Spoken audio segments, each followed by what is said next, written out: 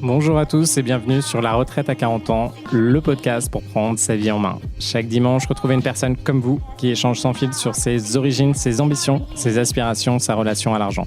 Je m'appelle Victor Laura, je suis l'expert français du frugalisme et du mouvement FIRE, Financial Independence and Retire Early, indépendance financière et retraite précoce. Retrouvez mon livre La Retraite à 40 ans, c'est possible aux éditions Larousse. Pour rejoindre le mouvement FIRE, c'est sur devenirfrugaliste.com. Il y a une communauté, des workshops et des outils.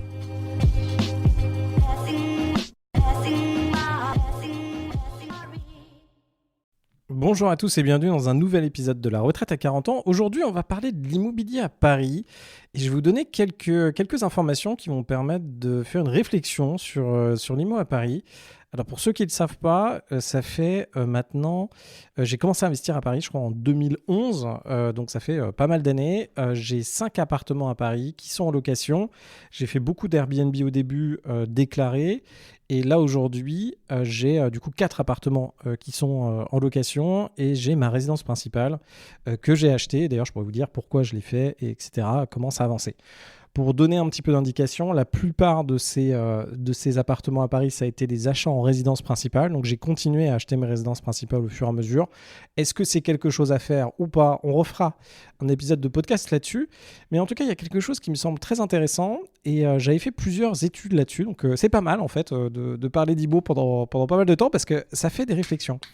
Je ne sais pas si vous vous rappelez, il y a un moment, j'avais commencé à regarder l'impact des taux d'intérêt par rapport à la valorisation d'un bien immobilier. Et il y a un truc qui est sûr, c'est effectivement, quand vous regardez une courbe, alors vous pouvez demander à Claude de vous faire ça. Si vous n'utilisez pas Claude, je vous encourage à le faire.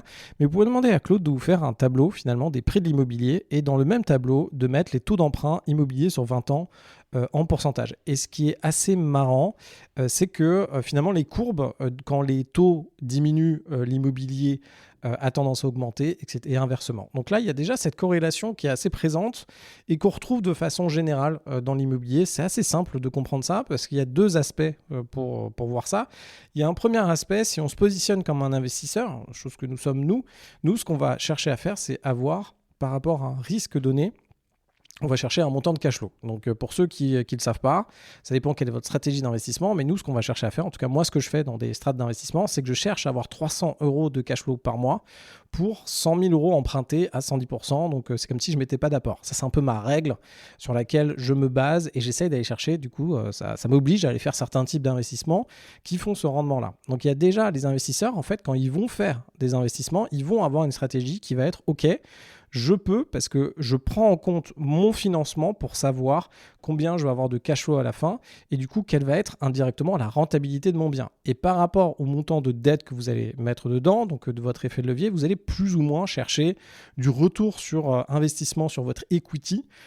Pourquoi ? Parce que vous allez mettre peu d'argent, du coup, faire beaucoup de retours. C'est pour ça qu'en IMO, vous savez, en bourse, globalement, on peut faire du 7 à 12% quand on fait de l'ETF Monde. Vous mettez 1 000 € aujourd'hui. À la fin de l'année, si vous faites une moyenne des années, parce qu'il y a des moments qui sont un peu tendus, comme en ce moment, quand il y a des zones un peu de guerre. Mais grosso modo, on fait du 7 à 10% par an. Et on établit que c'est ça, un peu, notre marché. C'est ça, la performance du marché. Et nous, on est dedans, on est là-dedans. Dans l'immobilier, ce qui est intéressant, c'est que finalement, on va mettre peu d'argent. Et vu qu'on met peu d'argent, on peut avoir des rendements, on peut faire du 100%. En gros, moi, je vise minimum 100% par an quand je fais de l'immobilier. Donc, ça veut dire que sur les 1 000 € que je mets dans l'immobilier en tant qu'apport, je veux faire du 100% par an de croissance. Et au bout d'un moment, ça fait beaucoup. Parce que sur 1 000 €, 100% de croissance, ça fait 1 000 € l'année d'après. Mais bon, vous imaginez bien que dans le temps, on va faire du 10 000, 20 000 € par an, 100 000 € par an de performance. Donc, l'immobilier, c'est très intéressant pour ça parce que c'est un marché qui, globalement, est relativement stable.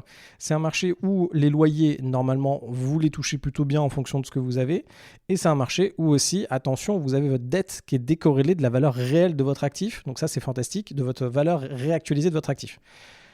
Je reviens dessus, attention parce que ça risque de changer. Je pense que l'Union européenne essaie de faire évoluer le truc parce que je pense qu'ils sentent qu'à un moment, le marché pourra se retourner, mais à voir. Ce que ça veut dire, c'est que votre dette, en fait, vous avez aujourd'hui, par exemple, vous achetez un appartement à Paris pour 300 000 €. Disons que l'appartement perd de la valeur, ce qui s'est passé, et je vais revenir dessus, mais pendant les 5 dernières années, on a perdu à peu près 10% de valorisation à Paris. Donc, si vous aviez acheté un appartement à 300 000 €, aujourd'hui, il ne vaudrait que 270 000 €. Votre appartement, vous avez perdu 30 000 €, vous avez perdu 10% de la valeur de votre appart.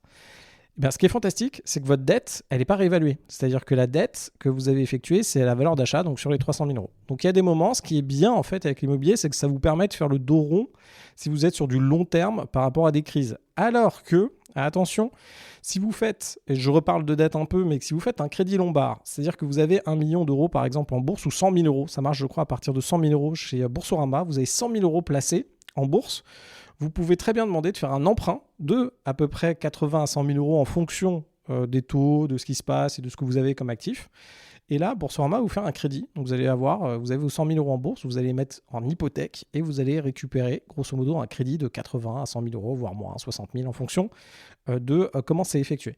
Et là, la problématique par contre, c'est que cet argent, disons que vous le faites travailler, donc vous récupérez 60 000 euros supplémentaires, vous rachetez une start-up, je sais pas, vous mettez ça dans un apport dans l'immobilier. Alors généralement, les banques vous interdisent normalement de faire ça, mais bon, en gros, vous utilisez votre cash pour faire un truc, je sais pas, vous achetez une chambre de bonne que vous mettez en location, etc.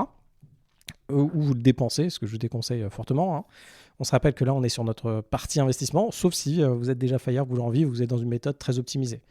Bref, la problématique, c'est que si le marché là, il chute de 30%, vous allez avoir un appel de marge. Et en fait, votre appel de marge, c'est-à-dire que la banque, alors généralement, ce qu'elle va faire, vous avez 100 000 euros, elle va mettre une marge dessus, elle va vous dire, OK, donc nous, vous avez 100 000 euros, on dit que ça vaut 80 000 et on va vous prêter 80 000 parce qu'on dit que ça vaut 80 000. Sauf qu'elles ont besoin de garder cette marge, par exemple, de 20%. Donc si ça descend à 80, la banque va recalculer en fait combien vous êtes censé avoir d'emprunt par rapport à l'hypothèque que vous avez et vous allez devoir rembourser. Il y aura un appel de marge.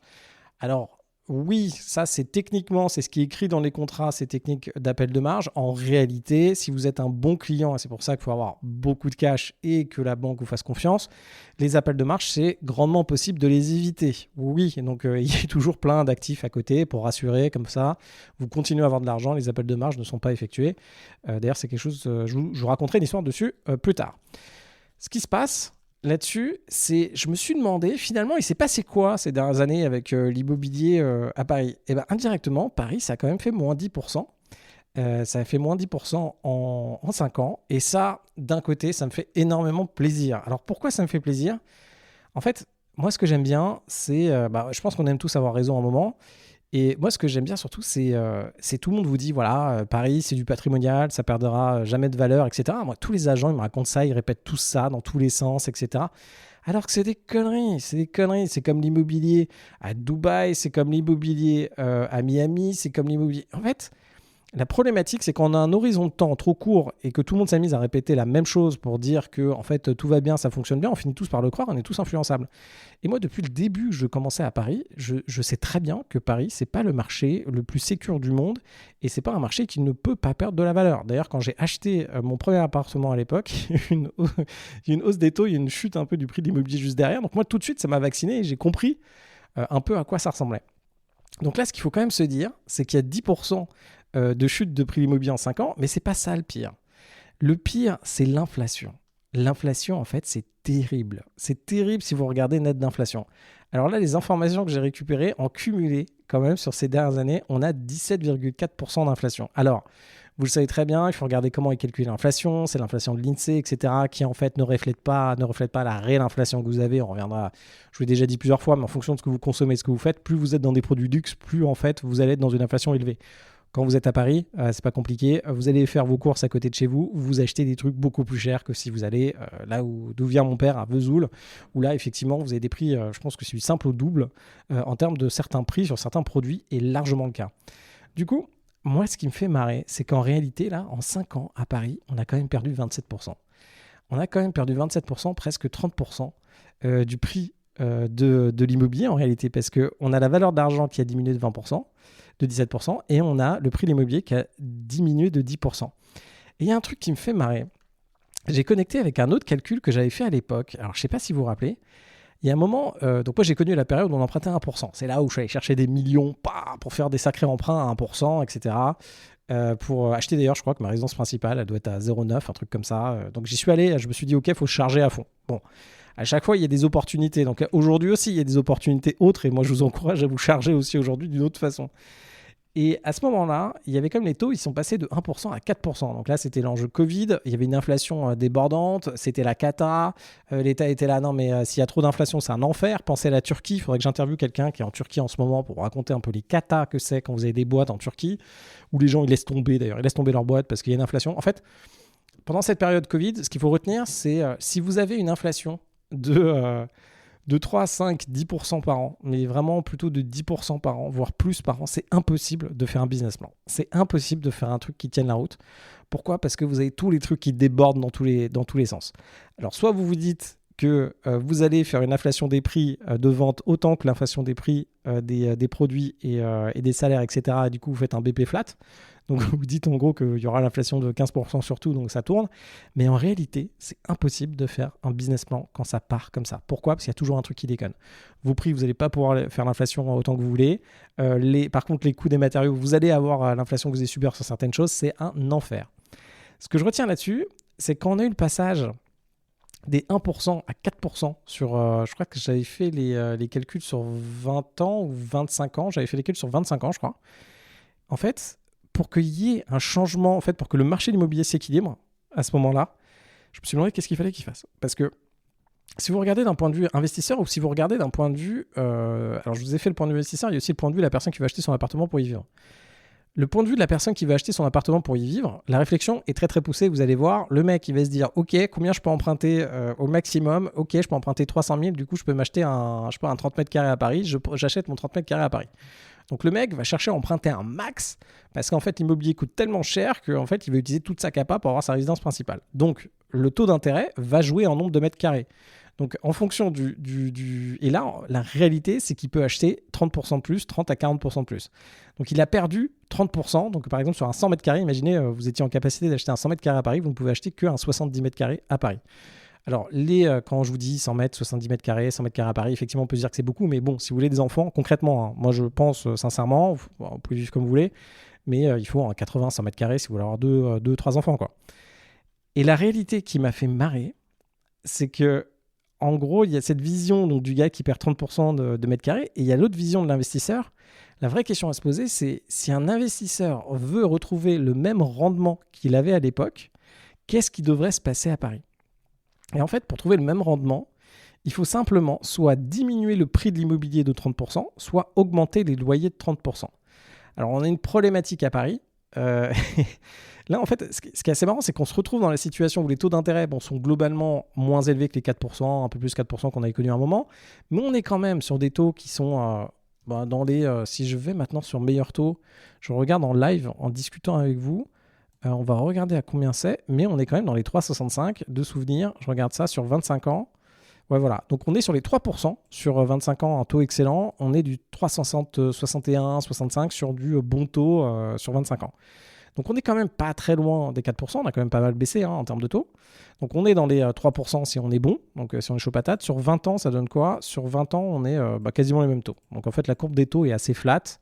Quand il y a une courbe des taux qui est flat, ça veut dire que les taux, en fait, plus vous avancez dans la durée de votre taux, moins en fait le taux varie. Alors ce qui devrait être normal, c'est que votre taux il augmente, plus vous avancez dans le temps, plus votre taux augmente. Alors que là aujourd'hui, entre 20 ans et 25 ans, visiblement, c'est quasiment le même taux, quoi. Il y a un truc qui me fait marrer, c'est que finalement, on a eu indirectement cette baisse des 30% du prix de l'immobilier à Paris. Entre le prix du mètre carré et le prix l'évolution de l'inflation, finalement, on a bien baissé de 30%. On a bien baissé de 30%. Ce qui reste à voir, c'est que là, aujourd'hui, à Paris, il y a quand même beaucoup de loyers qui sont encadrés, etc. Vous avez quand même, alors je referai un épisode dessus, vous avez quand même des méthodes pour sortir des loyers plafonnés, des loyers encadrés à Paris. Mais ce qui est pas mal, c'est qu'on a fait du coup cette chute de 30%. Donc indirectement, on est revenu dans une phase où si demain les taux baissent, on aura vraiment une belle opportunité. C'est-à-dire que si demain les taux baissent à Paris, ou même là aujourd'hui, en fait, on est retourné à la même situation qu'il y a 5 ans, quand il y avait eu les taux à 1%. Donc on a réussi à absorber finalement tout ce choc-là avec la baisse de Paris et l'inflation en même temps. Donc là, on est retourné à une période où finalement on retrouve les investissements sans avoir les conneries des taux, des taux à 4%, etc. Voilà, je voulais vous partager ça. N'hésitez pas à me dire ce que vous en pensez. Qu'est-ce que je regarde moi de mon côté ? Je me dis, Paris, il y a quand même des trucs à faire. C'est excessivement cher. Il y a aujourd'hui l'élection d'un nouveau maire communiste et on regardera ensemble ce qu'il prévoit de faire sur Paris. Et il y a des trucs bons et des trucs moins bons, surtout. Ça dépend de sa vision et de sa vision d'investisseur. Mais en tout cas, je retiens que Paris a chuté de 30% et personne n'en parle, quoi. Donc voilà, maintenant vous savez que Paris a chuté de 30%. Et que sur vos investimos, si vous avez investi il y a 5 ans à Paris, vous avez perdu 30%. Il faut regarder exactement ce que vous avez fait en termes de cash flow, si vous avez du cash flow. Mais en tout cas, le patrimonial à moins 30%, je trouve que ça fait quand même super mal. Donc quand vous avez un joli agent immobilier qui vous dit que Paris, ben non, c'est sûr, ça ne perdra pas de la valeur et tout, rappelez-vous de ça. Ça ne sert à rien d'essayer de le convaincre, le gars, parce que à mon avis, c'est contre-marketing. Mais c'est quand même intéressant. Comment je me sens par rapport à ça avec mes invests à Paris ? Globalement, moi, je me sens bien, je me sens très bien. Ils sont maintenant tous en cash flow positif. C'est ce que je retiens. Avec le temps, ils sont passés en cash flow positif, mes invests à Paris. Donc, je retiens que c'est pas mal. Ça, je vous en ai fait un autre épisode, je crois, sur le fait qu'avec le temps, finalement, et la réévaluation des loyers, on peut arriver à des cash flows positifs à Paris. Ça a quand même pris pas mal de temps. Je pense que c'est pas la bonne stratégie à mettre en place, quoique on peut travailler ça ensemble si ça vous intéresse. Moi, je pense que le mieux, c'est quand même d'avoir du cash flow sur ses invests. Surtout qu'on n'a pas beaucoup de temps pour faire beaucoup d'argent. Donc, je pense qu'il faut aller sur des cash flows. Et bien sur ce, je vous dis à très vite. Laissez-moi 5 étoiles. Je vous remercie. J'ai vraiment besoin de vous pour me laisser 5 étoiles et me laisser un commentaire. Et je vous dis à très vite.